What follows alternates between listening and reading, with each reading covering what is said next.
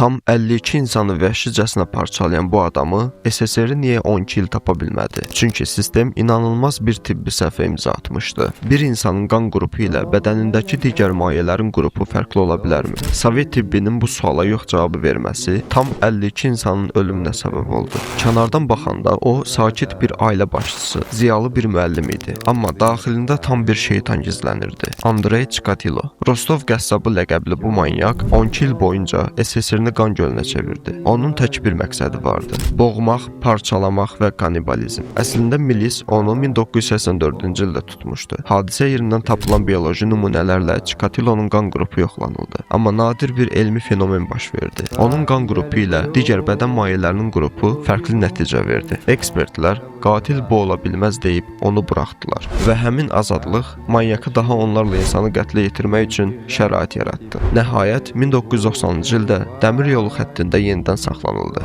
Amma heç bir cinayəti boynuna almırdı. Bəs onu kim dindirdi? Müstəntiqlər yox. Məşhur psixiatr Aleksandr Buxanovski. Psixiatr manyakın daxili dünyasını elə dəqiqliklə üzünə oxudu ki, Chikatilo qəfil ağlamağa başladı və hər şeyi etiraf etdi. O, özünü məhkəmədə dəli kimi aparmağa çalışsa da, reallıq dəyişmədi. 1994-cü ildə boynunun arxasından bir güllə ilə edam edildi.